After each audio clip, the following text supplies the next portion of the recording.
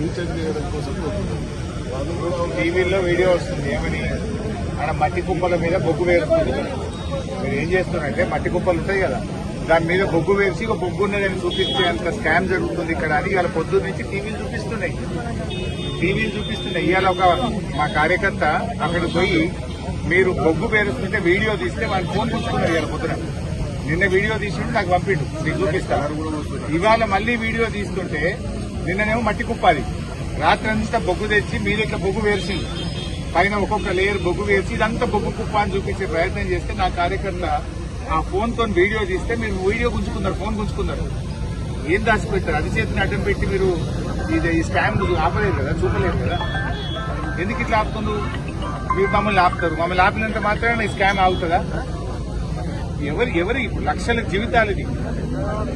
ఎటుపోయింది బొగ్గు చెప్పండి. మీరు తప్పు చేయకపోతే మమ్మల్ని అలో చేయండి, 5 పోయి చూసేస్తాము. పోలీసులను అడ్డం పెట్టి మీ తప్పును కప్పుకుంటారా? స్టాక్ చేసి కూడా అట్లనే అవుతుంది సార్, ఎప్పటికప్పుడు రొటేషన్ అవుతుంది. అరే ఉంటే చూసి మంచి క్వశ్చన్ వేసినావు. స్టాక్ రొటేషన్ అవుతుంది కదా. ఇవాళ భూపాలపల్లిలో ఎంత స్టాక్ చూపించారు? ఇవాళ 3,05,000 మెట్రిక్ టన్నులు. 3 లక్షలు ఉందో చూద్దాంపా. 3 లక్షలు 283 యాజ్ ఆన్ టుడే. నిన్న 283 అది చూపియండి. ఇప్పుడు ఈ రోజు ఆన్లైన్ లో 2,83,000 మెట్రిక్ టన్నుల బొగ్గు భూపాలపల్లిలో ఉన్నది చూపిస్తుంది. 2,83,000 కదా, 2 లక్షలు మా 83,000 చూపి ఉంది కదా. 83,000 బొగ్గుంటే నేను సారీ చెప్పి వెళ్ళిపోతా, రాజీనామా చేసి వెళ్ళిపోతా. ఏదాడ బొగ్గు లాస్టింగ్ టైం అయిపోయింది సార్.